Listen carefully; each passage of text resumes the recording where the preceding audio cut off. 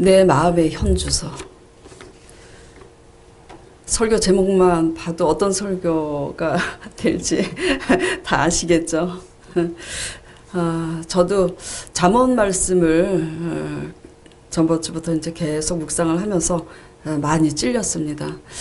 담임 목회자로서 과연 내 마음의 현주소는 어떠한가.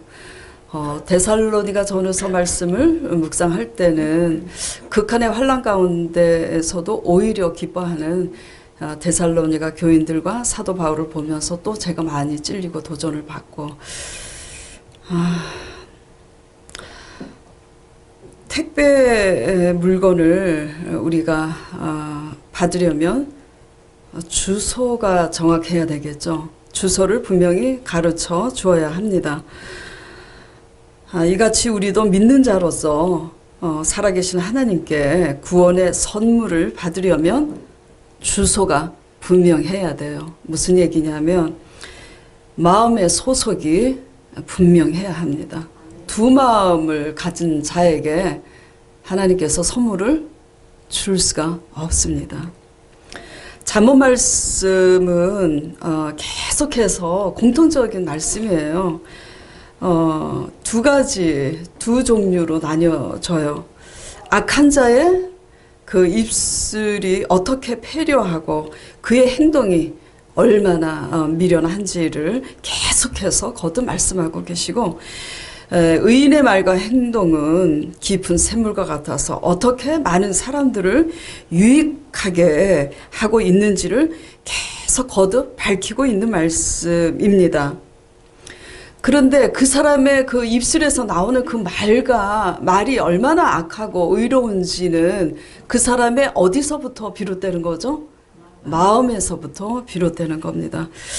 그렇기 때문에 우리는 오늘 이 하나님의 말씀을 통해서 내 마음의 현주소가 과연 어떠한가 진단하고 적용해 보는 시간을 갖도록 하겠습니다.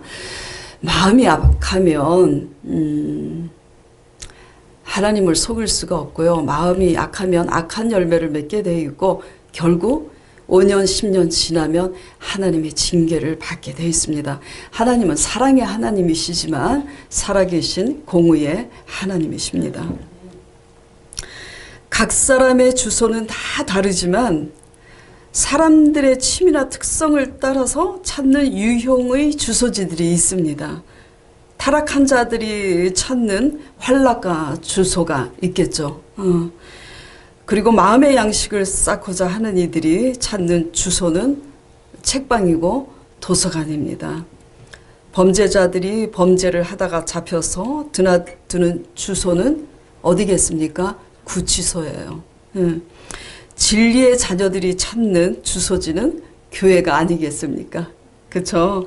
여러분들 모두 오늘 진리 대신 하나님, 진리의 말씀을 찾고 하나님을 만나고 싶어서 여기 온 줄 믿습니다. 교회에서는 진리를 추구하고 찾는 것이지 돈을 찾고 명예를 찾는 것이 아닙니다. 그렇게 찾다가 하나님 앞에 매맞습니다. 하나님이 원하는 뜻을 따라서 바로 찾으면 뭐죠? 돈과 부귀와 명예는 저절로 따라오는 거예요. 잘 아시기 바랍니다. 우리의 댐댐이의 유형을 따라서 찾아다니는 곳이 달라요. 생각을 해보세요. 오늘 여기 주일 예배를 드렸지만 여기 주일 예배 드리기 오기 전에 엿새 동안 여러분이 다닌 곳이 어디예요? 여러분이 어떤 말과 행동을 했는지 그것이 우리 마음의 현 주소입니다. 마음의 상태에 따라서 말과 행동으로 나타나게 되어 있습니다. 그런데 마음은 눈에 보이지 않고 만져지지 않아서 우리 마음이 잘못되었을 때는 육신의 병이 들면은 수술대 위에 수술을 할 수가 있어요. 그렇죠? 위암이 걸려서 암이 더 전이 되지 않도록 위암 절제 수술을 합니다. 수술이 가능해요. 근데 마음은 보여져요? 만져져요? 안 그래요. 그래서 수술대 위에 올려놓고 사람 마음을 수술할 수 없습니다. 내 남편의 마음을, 내 자식의 마음을, 내 마음을 내 마음대로 수술을 했으면 참 좋겠습니다. 근데 그게 뜻대로 되지가 않습니다. 그래서 오늘 본문 말씀 14절에 사람의 심령은 그 병을 능히 이기려니와 심령이 상하면 그것을 누가 일으키겠느냐. 아무리 돈이 많고 아무리 명예가 있다 한들 그 사람의 심령이 상해서 그 사람이 기쁨이 하나도 없다면 그게 뭐 행복하겠습니까? 우리 심령이 상하면 그것은 돈으로도 일으킬 수가 없어요. 어떤 것으로도 일으킬 수가 없습니다. 조영기 목사님이 어느 날 오래전에 그런 설교를 하시는 게 기억이 나요. 일본에 가셔서 부흥회를 갔는데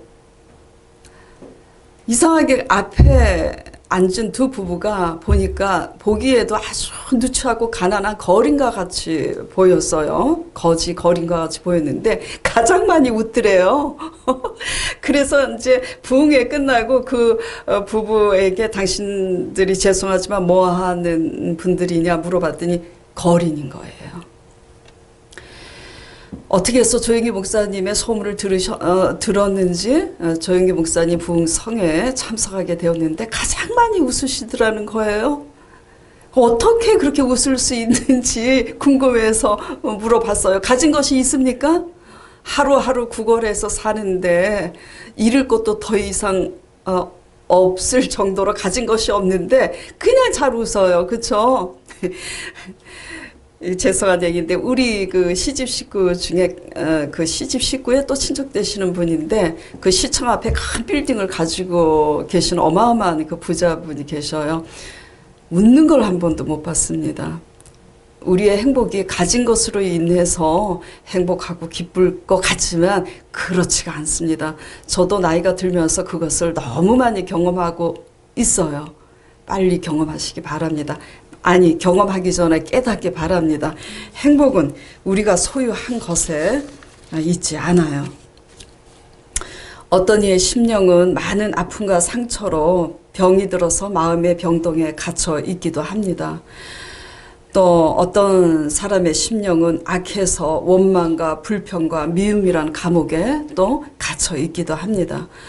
또 어떤 자의 심령은 염려와 걱정이라는 감옥에 갇혀 있기도 합니다. 여러분의 심령은 어떤가요? 가진 것이 없는데 나를 구원하신 하나님의 은혜 안에서 기쁜가요? 저도 질문을 해봅니다. 4절, 오늘 본문 4절 말씀에 명철한 사람의 입의 말은 깊은 물과 같고 지혜의 샘은 솟아 흐르는 내와 같으니라 그랬습니다.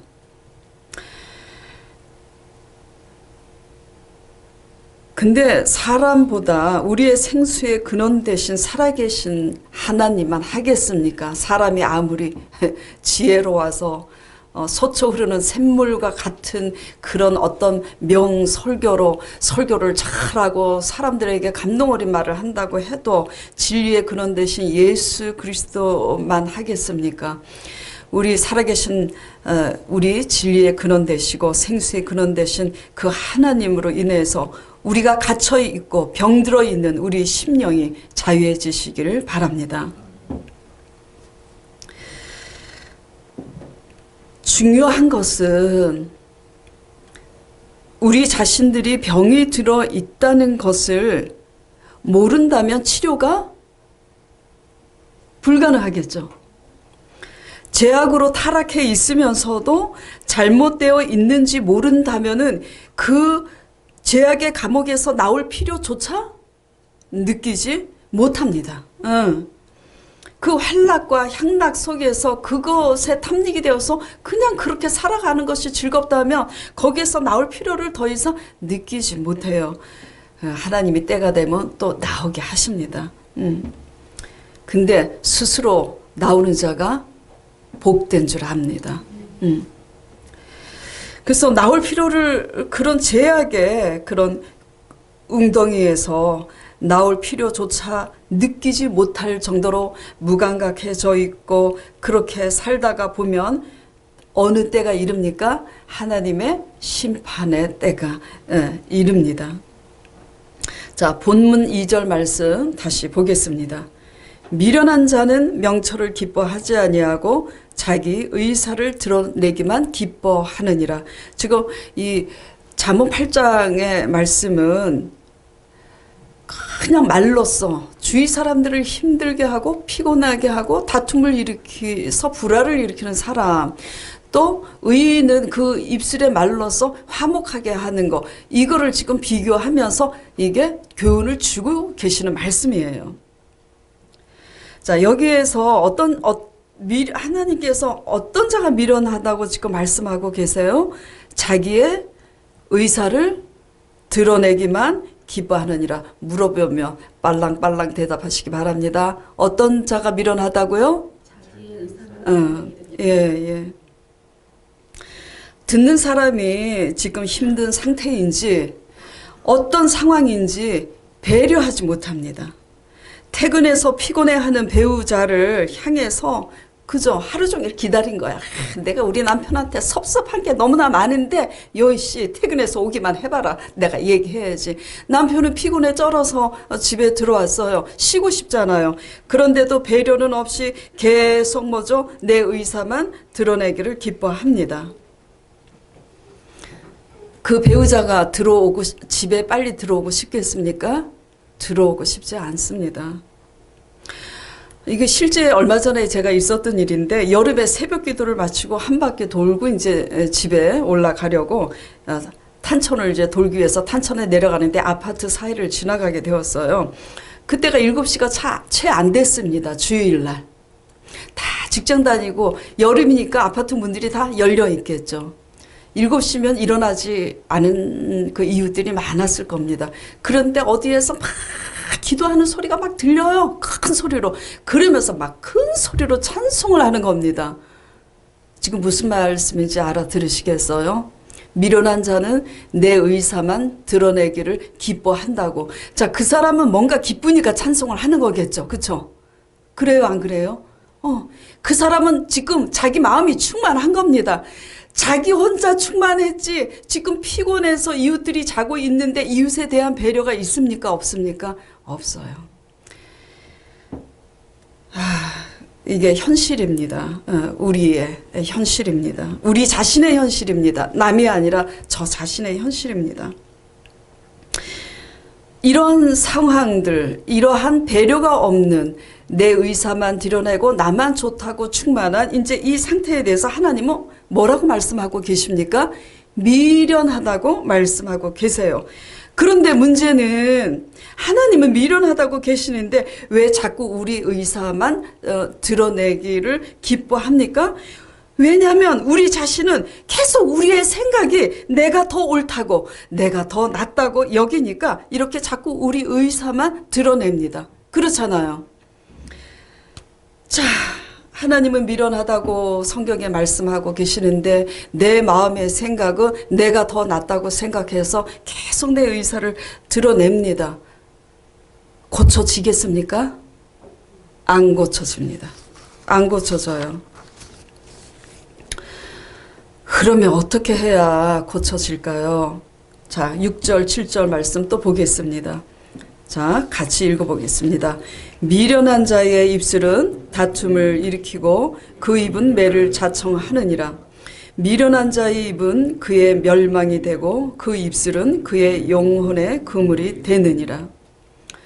또 하나님께서 미련한 자의 입술에 대해서 말씀하고 계십니다. 미련한 자는 오나가나 뭘 일으킨다고요? 다툼을 일으켜요. 어떻게 하든지 상대방을 행복하게 하고 기쁘게 하는 게 아니라 다툼을 일으킵니다. 그 다툼을 일으키는 입술은 사실은 그 마음이 너무나 교만하기 때문에 이래도 자존심이 상하고 저래도 자존심이 상하기 때문입니다. 그래서 늘 자기 자존심을 해소하기 위해서 다툼을 일으키고 다니기 때문에 결국은 뭐죠? 스스로 하나님의 매를 자초합니다. 하나님의 말씀이에요. 12절 말씀, 사람의 마음의 교만은 멸망의 선봉이라고. 패망의 선봉입니다. 다툼을 일으키는 자의 주위 사람들은 그 사람과 다툼에 걸리지 않기 위해서 여간 신경을 쓰는 게 아닙니다. 이래도 오해를 하고 저래도 다투기를 하니 신경을 써요.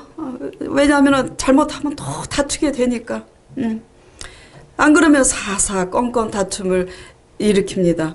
그런데 다툼을 자주 하는 사람의 마음 상태를 가만히 보면은 감사가 없습니다. 감사가 없어요. 감사하기 시작하면 다투는 일도 사라집니다. 자, 그런데요, 하나님은 이런 분에게 하나님은 미련하다고 지금 성경은 말씀하고 계세요. 그렇죠? 그런데 정작 그렇게 하는 나 본인은, 우리 자신은 그렇게 따지고 다투기까지는 내 감정과 내 생각이 옳다고 여기기 때문에 따지고 다투는 건 아니겠습니까? 그렇죠? 그렇잖아요. 하나님은 결과에 대해서 어쨌든 다투는 것에 대해서 미련하다고 얘기를 계속 하고 계십니다. 성경이.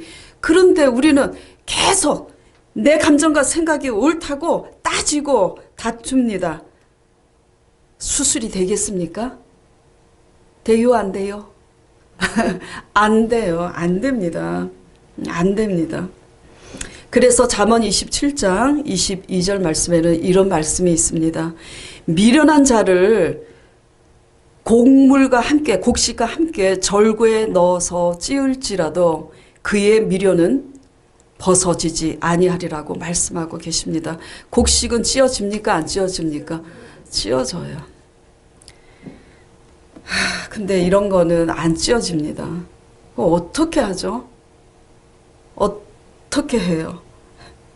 우리 죄를 위해서 대속하신 예수 그리스도의 성령을 의지하고 회개하고 변화받기 위해서 성령을 의지하고 기도하시는 여러분 되시기 바랍니다.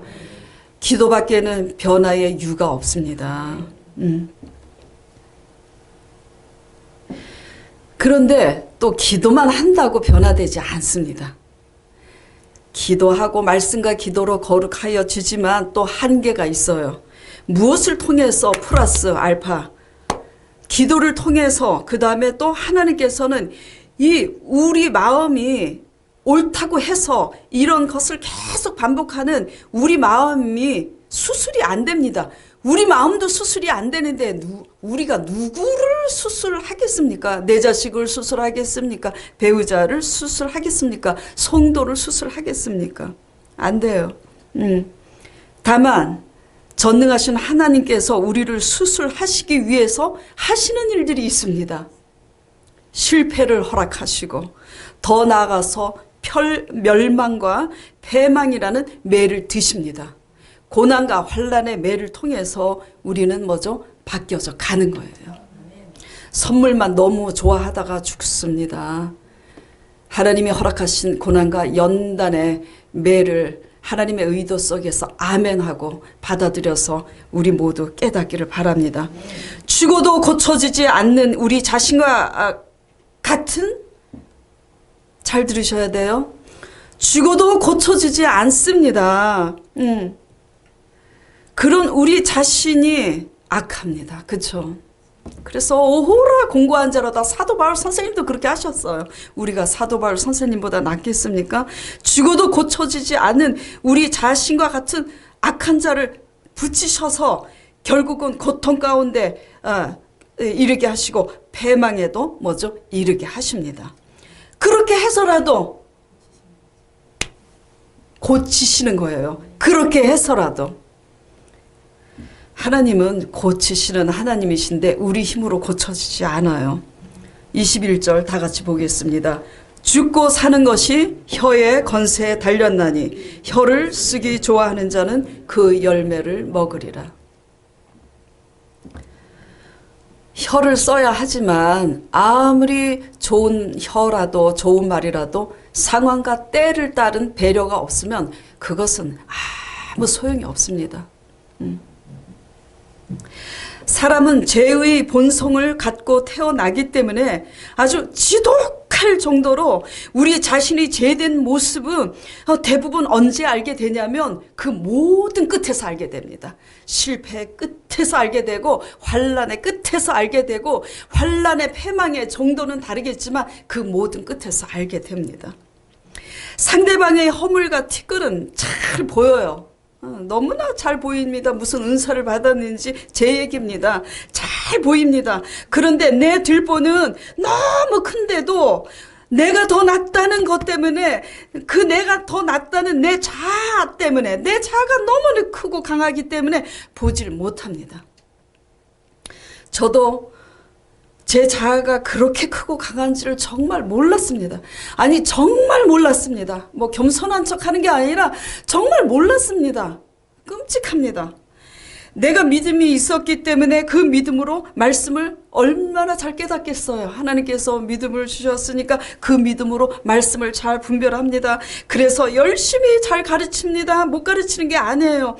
그래서 성도들을 하나님의 원하는 사람으로 내가 만들어야지 변화시킬 수 있다고 생각하고 열심히 했습니다. 그런데 내가 원하는 기대만큼 알아듣지도 못해요. 기대와는 너무나 다르게 속된 말로 그 열심만큼이나 열받습니다. 왜냐하면 나는 이런 열심과 기대를 가지고 내가 잘못 가르친 것도 아니고 올바로 잘 가르쳤는데 알아듣기는커녕 동문서답을 하고 동으로 가라 하면은 서로 가고 남으로 가라 하면 북으로 가는데 속 안 터집니까? 열받습니다. 그래서 열받아서 더 열심히 주장을 합니다. 그렇게 믿으면 안 된다니까. 이렇게 믿으면 안 된다니까. 그렇게 더 열받아서 열심히 주장을 합니다. 내가 옳다고. 그런데 이상한 현상이 생깁니다. 하면 할수록 더 멀어집니다.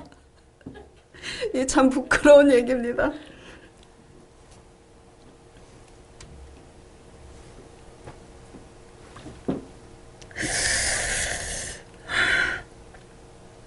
참 창피합니다. 이러한 상황이 주어져도 제가 그나마 깨달으려는 마음과 하나님의 진리의 말씀이 없었다면 아마 영원히 나 잘났다고 못 깨달았을 것입니다. 죽을 때까지 내 아들 보고 사람 되라고 했을 거고 죽을 때까지 그렇게 믿으면 안 된다고 잘난 척 하다가 죽었을 것입니다.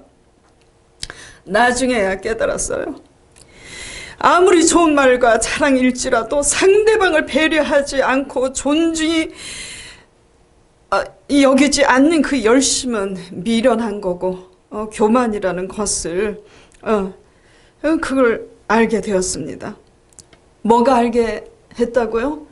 나를 올바로 보고자 하는 내 마음과 그나마도 악한데도 불구하고 나를 보고자 하는 그 진실된 마음이 한가닥에 있고 그 다음에 진리의 말씀이 있으니까 알게 된 거예요. 사람은요 자기 자신을 올바로 보고 하나님의 진리의 말씀을 보지 않는 이상 죽어도 못 깨닫는 게 사람입니다. 열왕기야 말씀 상하 보면서 배웠잖아요. 열왕들이 다 제명에 못 살고 죽었잖아요. 그 열왕들이 우리보다도 더 안 똑똑해서 죽었습니까? 우리보다 못해서 망했습니까? 아니요. 다 우리보다는 나은 사람이었습니다. 이 지독한 우리의 그 미련함과 교만은 실패의 끝에서 깨닫습니다. 보다 더 중요한 것은 그 사람이 틀렸어도 옳고 그름을 연락에 죄송합니다. 정말 연락에 주장하기보다는 그냥 이해해주고 격려해주고 위로해주고 때로는 겸손히 건면하면서 스스로 깨달을 때까지 기다리면서 사랑해주고 신실하게 은밀한 가운데 잘난 척하지 말고 그 사람을 위해서 정말 중보하는 이것이 하나님이 원하는 도입니다. 이거 깨닫는데 너무 많이 걸렸어요. 이거 빨리 깨달은 주의 정도는 이른 나이에 목회를 해가지고 잘 하고 가는데 주여 그러나 나중된 자가 먼저 된다는 말씀 부여잡고 열심히 잘 가겠습니다. 주여 아버지 나는 내가 옳다고 생각하고 들이대지만 하나님의 진리의 말씀은 늘 그저 긍휼히 여기라고 계속 말씀하십니다.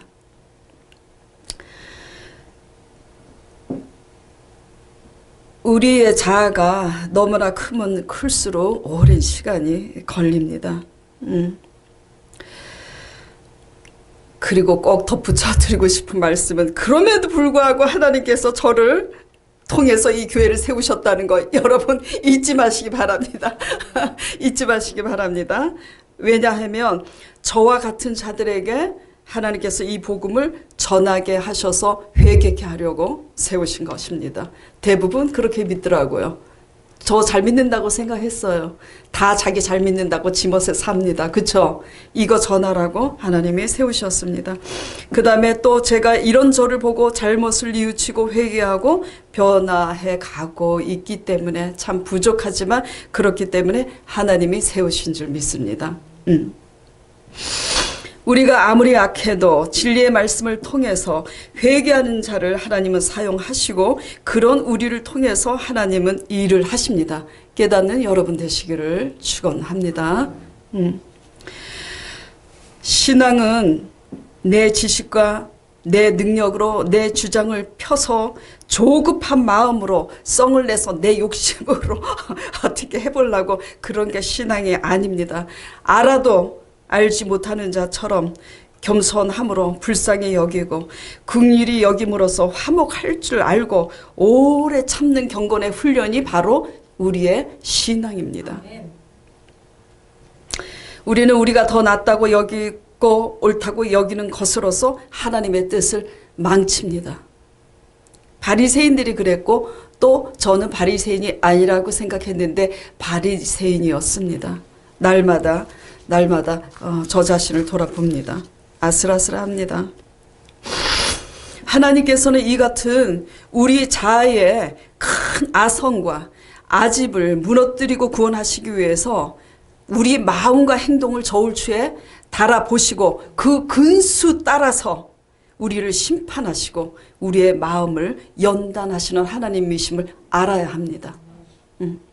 자, 잠언 17장 3절 또 24장 12절, 사무엘상 2장 3절 우리 다 같이 봉독해 보도록 하겠습니다. 자, 시작. 도가니는 은을, 풀무는 금을 연단하거니와 요한은 마음을 연단하시느니라.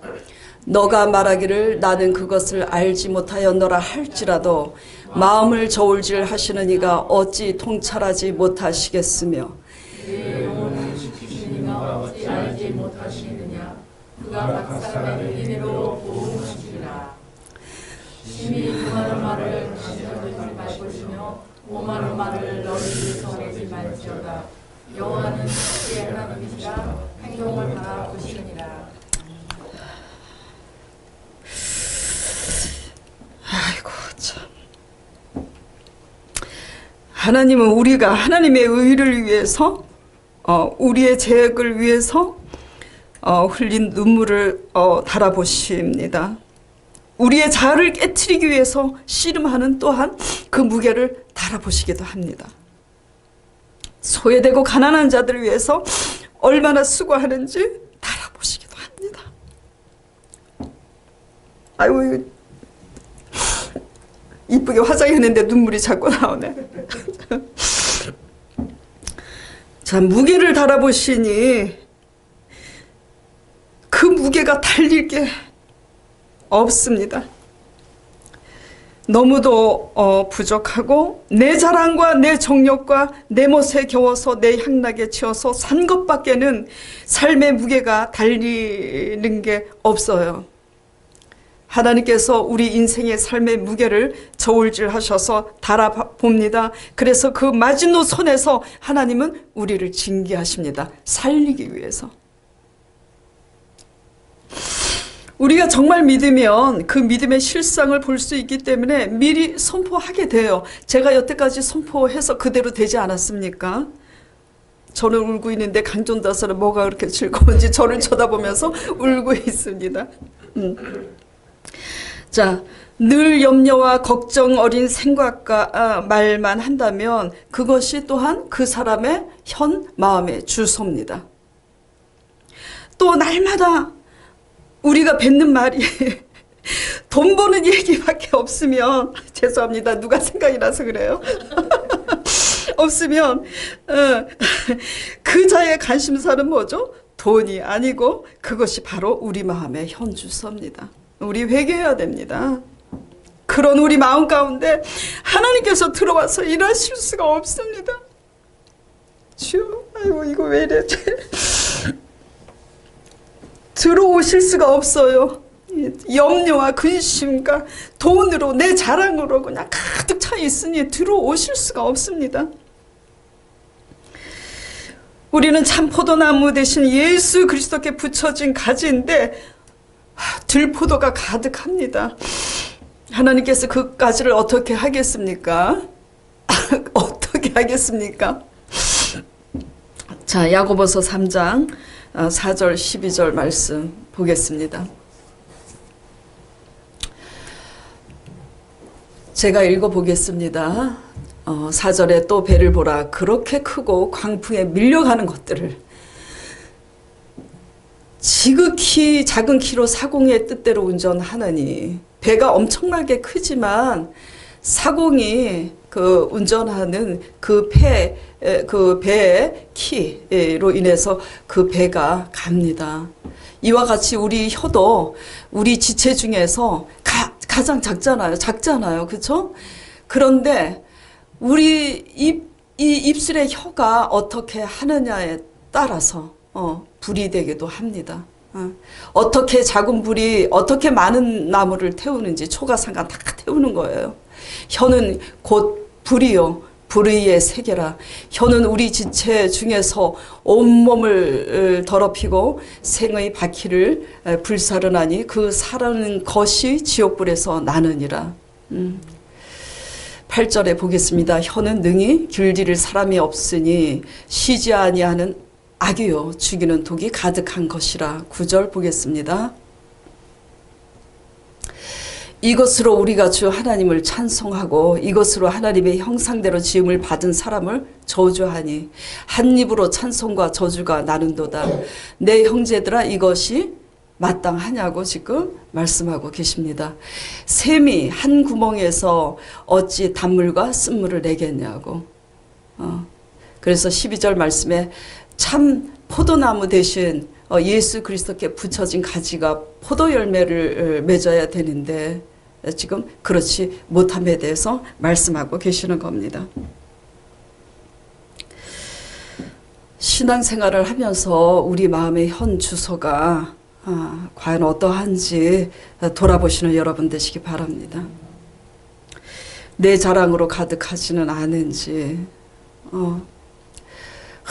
내 중심에서 마음이 교만하고 자존심이어서 나 가는 곳마다 사람을 힘들게 하는 자는 아닌지. 하나님께서는 그런 마음에서 비롯된 그 혀의 그 말과 행동들을 뭐죠? 달아보시고 심판하신다고 오늘 그 말씀을 하고 계십니다. 그래서 우리 마음의 현주소가 과연 어떤 영향력을 끼치고 있는지, 심판의 주소에 들어와 있는지, 구원과 축복의 주소지에 지금 선택되어 들어와 있는지 우리는 분별해야 됩니다. 다니엘서 5장 24절 28절 말씀 보겠습니다.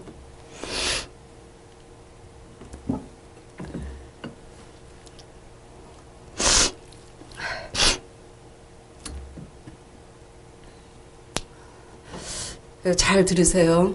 다니엘서 이 말씀을 이제 읽기 전에 제가 상황을 좀 말씀을 드릴게요. 이 말씀이 뭐냐면 오늘날 강대국이 미국이죠.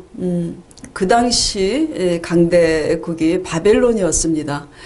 바벨론의 가장 그 강대국에 잘 나갔던 그 왕이 느부갓네살 왕이었는데 느부갓네살 아들 벨사살 왕의 얘기입니다. 이 벨사살 왕은 바벨론 강대국의 가장 마지막 왕이었어요. 근데 이 아들 벨사살은 아버지 느부갓네살 왕이 너무나 잘 나가니까 마음이 교만해질 대로 교만해져서 하나님께서 너무너무 비참하게 낮추셔서 하나님께서 교만한 자를 낮추시기도 하는, 하나님이 필요를 따라서 하나님이 세우시기도 하고 낮추시기도 하시는 그 살아계신 하나님을 그 아들 벨사살은 아버지 느부갓네살의 징계를 통해서 그것을 다 목도한 왕이었어요. 자, 그런데 이제 그 벨사살 왕이 어느 날 왕궁에서 그냥 향락을 즐기면서 술을 마시고자 어떤 잔에다 술을 마시냐면 거룩한 성전 기구에다가 술을 마십니다. 그리고 금과 은으로 만든 그 신을 찬양을 하면서 저 신이 우리를 이렇게 일으켰다고. 그렇게 하는 그 잔치에 이상한 일이 일어난 겁니다. 어떤 일이 일어났냐면 사람은 보이지 않는데 큰 손가락이 보여서 왕이 마주보고 있는 그 왕궁의 벽에 글씨가 쓰여지는 겁니다. 지금 그런 말씀이에요. 자, 읽어보도록 하겠습니다. 자, 24절. 이러므로 그의 앞에서 이 손가락이 나와서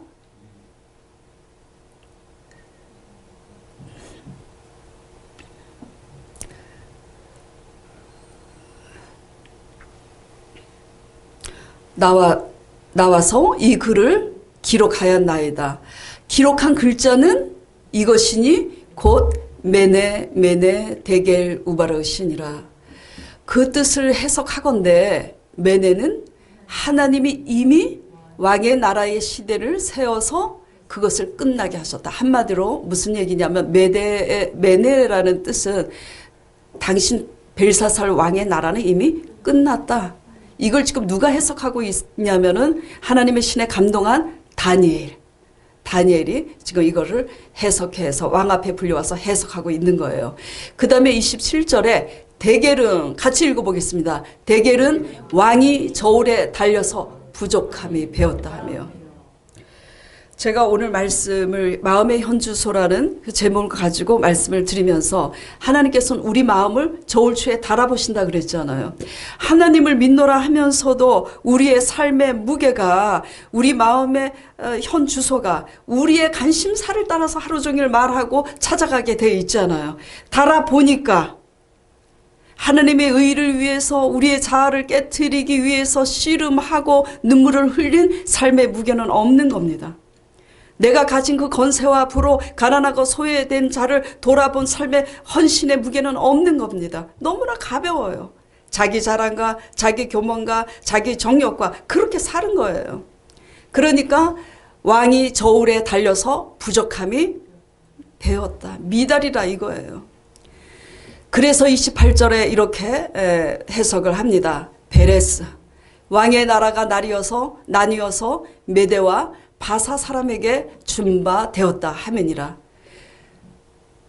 다니엘이 이 말씀을 하나님의 신에 감동되어서 해석하고 예언한 대로 바로 그날 밤 갈대아 왕 벨사살 왕이 죽임을 당했어요. 누구에게? 예언한 대로 31절에 메대 사람 다이오에게 나라를 잃었습니다.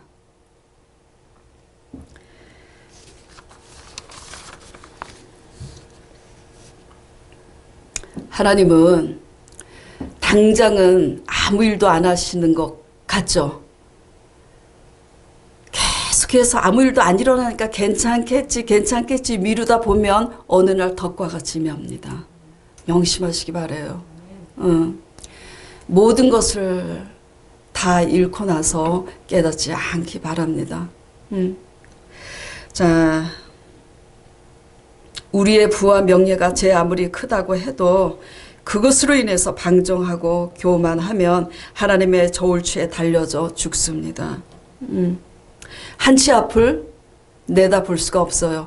벨사살 왕이 그날 향락에 젖어서 성전 기명의 거룩한 잔으로 술을 마시고 희희낙락할 때 그날 밤 자기가 죽을 줄 알았겠습니까? 몰랐겠습니까? 모릅니다. 자, 가수 송대관 아세요? 모르는 사람 없을 겁니다. 가수 송대관. 여러분들이 알다시피 그는 아내가 사업을 하면서 은행 빚이 점점 늘어서 아내가 사업을 하는데 보증을 쓴 거예요. 은행에. 근데 은행 빚이 점점 늘어서 얼마까지 빚을 지게 되었냐면 150억까지 빚을 지게 되었다고 그가 그렇게 간증을 했습니다. 하루 출연료가 송대관의 하루 출연료가 1,000만 원 정도인데 15년간 은행 대출 이자로 날렸다고 그가 말했습니다. 아내를 통해서 말했지만 어느 날 그는 깨닫게 되었다고 했습니다. 그가 기도할 때마다 달라고만 했지 송대관 씨가 알고 봤더니요, 집사님이시더라고요. 저는 몰랐어요. 그동안 기도할 때마다 달라고만 했지 드린 것이 하나도 없었음을 깨닫게 되었어요. 다 달라고 그래서 하나님이 다 주셨는데 자기가 잘나서 다 뭐죠? 주신 줄 알고 다 자기 건 줄 알았답니다. 모든 것을 잃은 후에야 그가 인생 잘못 살아온 것을 돌아보고 회개하고 그래서 부른 찬송과 간증이 있습니다. 프로젝트를 한번 보겠습니다.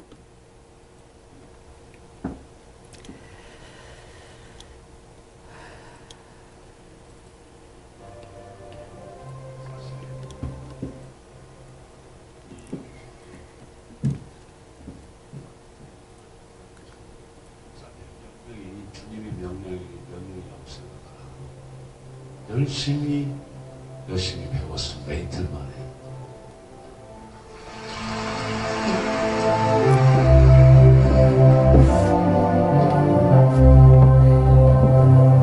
주님 것을 내 것이라고 거짓하며 살아와 금은보와 자녀들까지 주님 것을 내 것이라. 아버지여 사랑은 저를 용서하여 주옵소서.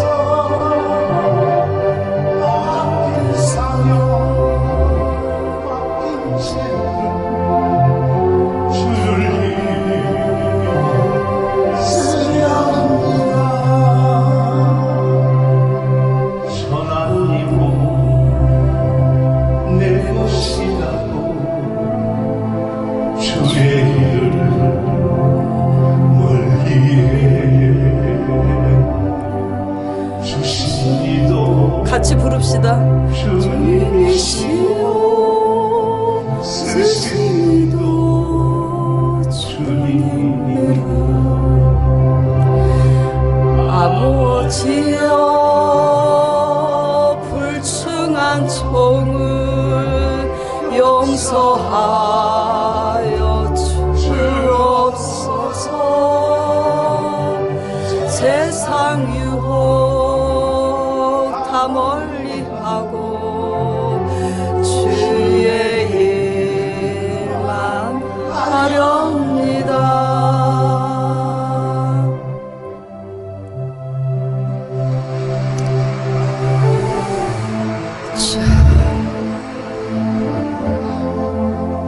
주님, 집 나간 탕자가 다시 돌아왔습니다. 얼마나 참으셨습니까? 저를 얼마나 기다리셨습니까? 저는 가끔 기도를 할 때마다 주님께 뭘 달라고만 했어요. 주님, 나 정말 어려운데 좀 도와주세요. 우리 집에 누가 어디가 아픈데 뭘 좀 도와주세요. 뭘 주세요. 달라고만 기도를 했는데 어느 날 제가 이 어려움을 겪으면서 내가 문제가 뭐가 있는 걸 제가 발견했습니다. 송대관, 너는 뭘 드렸는데 주님께? 별로 드린 것도 없습니다. 달라고만 했지. 저는 이제 만약에 저에게 어떤 큰 재물이나 모든 것들이 많이 제가 가질 수 있다면 이걸 다 주님께 돌려드리고 바치고 우리 새 에덴 교회에 바치고 다 드리렵니다. 자, 같이 찬송하겠습니다. 마련.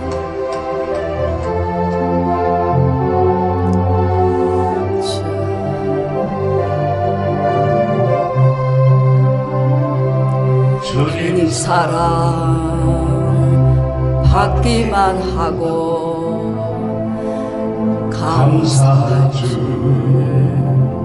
몰랐었네.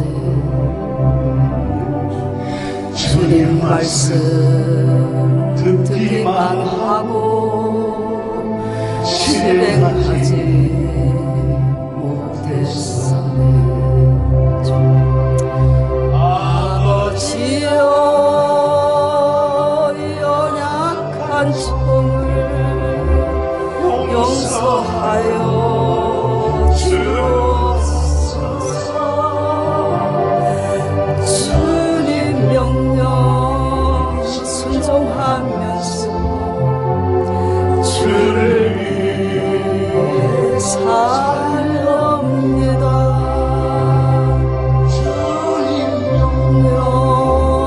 순종하면서 주를 위해 살렵니다.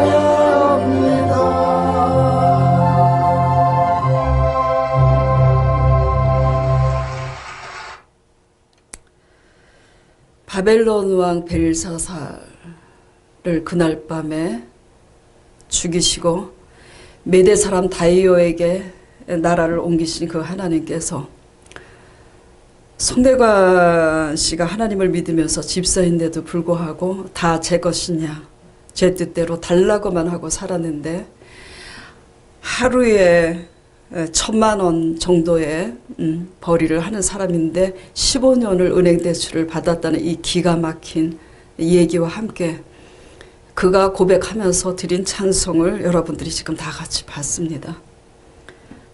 송대관 가수가 얼마나 우리 국민들에게 국민 가수로서 얼마나 칭송을 받았습니까? 하나님은 사람에게 환영받고 영광은 받았지만 집사로서 하나님께 드린 저울추가 너무나 부족했었던 거예요. 하나님은 우리 마음을 연단하시고자 고난을 허락하십니다. 그 고난까지도 우리를 사랑하시기 때문입니다.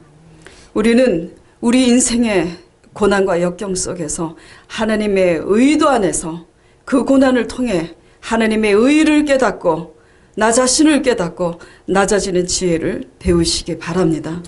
생명의 삶 묵상 에세이를 보다가 제가 이 글귀에 마음이 이렇게 꽂혔습니다. 신학자 마이클 노박이라는 신학자가 한 말이 인상이 깊었어요. 지혜로운 자는 고통 가운데서 배운다. 그러나 미련하고 어리석은 자는 그저 그 고통을 반복할 뿐이라고. 우리의 혀를 길들일 자는 아무도 없습니다. 우리 마음을 수술할 수가 없어요. 우리 본인도 각오한다고 변화되지 않습니다. 우리 마음과 행동을 달아보시고 당신의 사랑하는 자들을 구원하시기 위해서 연단하시고자 고난을 허락하시는 속에서 그저 우리의 산성 되시고 우리의 구원이 되신 하나님의 이름을 우리가 의지하고 찬송하는 여러분 되시기 바랍니다. 잠언 오늘 본문 말씀 18장 10절 보면은 여호와의 이름은 견고한 망대라 의인은 그리로 달려가서 안전함을 얻느니라. 우리를 위해서 대신 독생자 예수 그리스도를 내어주심으로 우리 죄를 대속하신 예수 그리스도의 성령 하나님을 의지함으로써 그분을 신뢰하고 그분께 우리의 삶을 맡기고 말씀을 날마다 묵상하고 찬송하셔서 우리가 하나님의 그 견고할 팔 안에 보호를 받고 안전한 인생이 되시길 바랍니다.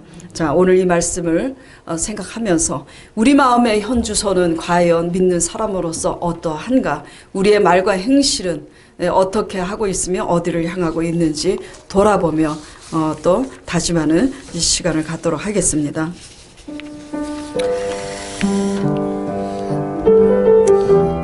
살아계신 하나님 아버지, 믿노라 하면서 우리의 열심 때문에 분주한 삶 가운데 그저 달려가다 보면 내 마음의 상태가 어떠한지 인식하지 못하면서 그저 바쁘게 갈 때가 너무나 많습니다.